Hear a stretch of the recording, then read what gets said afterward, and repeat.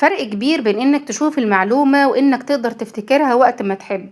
ممكن تقرأ صفحة كاملة وتحس إن كل حاجة واضحة، تقفل الكتاب وإنت مقتنع إنك فاكرها كويس جدا، لكن بعد كام يوم لما تحاول تشرح اللي قريته من غير ما تبص هتكتشف إن في أجزاء كتير اختفت.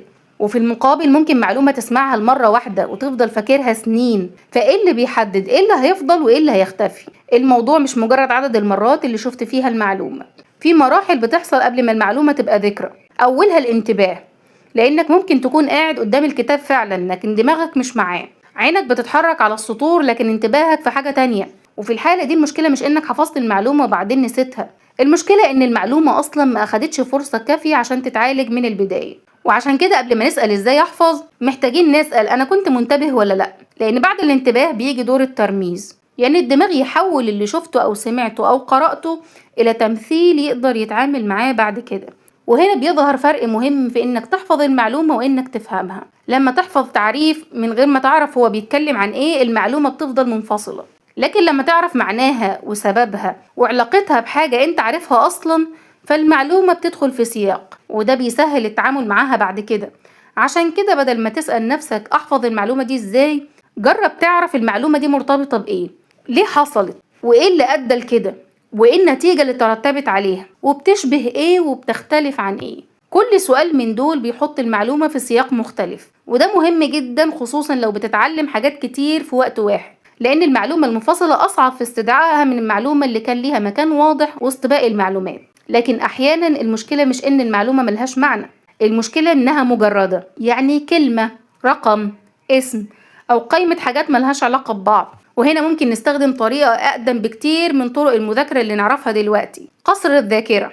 فكرتها ببساطة إن أنت بتاخد مكان تعرفه كويس زي بيتك مثلا وبتستخدمه كأنه خريطة للمعلومات، تختار نقط معينة في المكان، الباب، الصالون، السلم، وتربط كل نقطة بمعلومة معينة.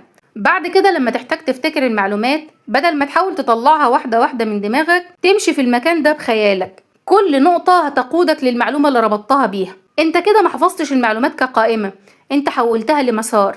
وده جزء من سبب ان الطريقة دي ممكن تكون فعالة، لان الاماكن والطرق جزء مألوف جدا من خبراتنا اليومية، فانت بتستخدم معرفة موجودة عندك اصلا عشان تساعدك توصل لحاجة جديدة. وطبعا مش معنى كده ان لازم كل معلومة تتحول لصورة او تتحط في بيتك. الفكرة الأهم هنا هي إن المعلومة لما يبقى ليها سياق بيكون عندك أكتر من طريقة للوصول ليها، وده ممكن يحصل بالصورة أو بالمكان، بقصة، بمعلومة قديمة أنت عارفها أصلا، أو حتى بالصور الذهنية البسيطة، لأنها بتحول كلمة مجردة لحاجة محددة ومميزة. وبعد ما المعلومة تدخل الذاكرة بشكل جيد بتظهر مشكلة تانية، النسيان.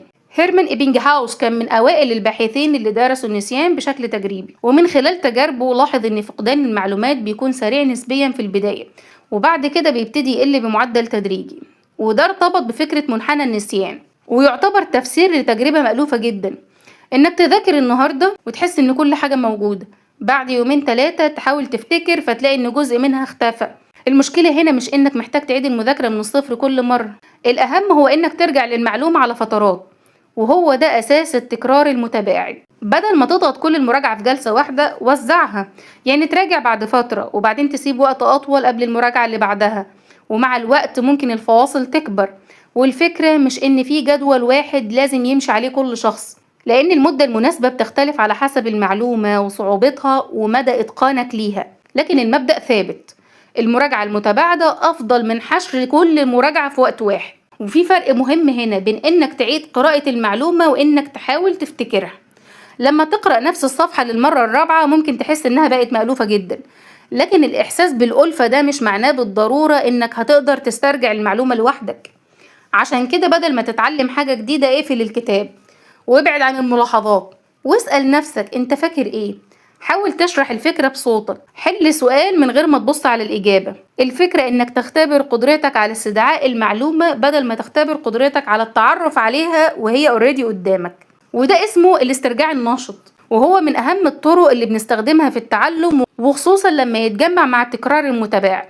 ولو رجعنا خطوة لورا هنلاقي ان الذاكرة مش عملية بتحصل مرة واحدة، في انتباه في البداية، بعده ترميز وفهم، وبعدين روابط وسياق بيساعدوا المعلومة يبقى ليها معنى اكتر.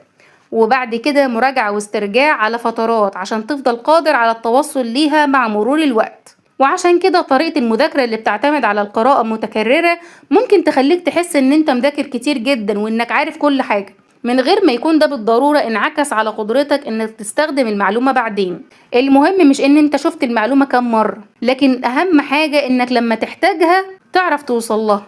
وده يمكن اهم تغيير في الطريقة اللي بنفكر بيها عن المذاكرة. مش مطلوب منك تحفظ كل حاجة بنفس الطريقة، المطلوب انك تعرف المعلومة محتاجة ايه. معلومة محتاجة فهم تفهمها، معلومة مجردة وصعب تتذكرها اربطها بصورة او مكان او سياق. معلومات كتير منفصلة حولها لمسار. معلومة بدأت تختفي ارجع لها بعد فترة وحاول تسترجعها بنفسك. في النهاية الذاكرة مش امتحان لقدرتك على الحفظ، هي نتيجة لطريقة اتعاملت بيها مع المعلومة من أول لحظة شفتها لحد اللحظة اللي احتجت تفتكرها فيها. وعشان كده أحيانا الفرق بين معلومة فضلت معاك سنين ومعلومة اختفت بعد يومين مش إن واحدة كانت أهم من التانية، الفرق ببساطة إنك عودت نفسك إزاي ترجع لها.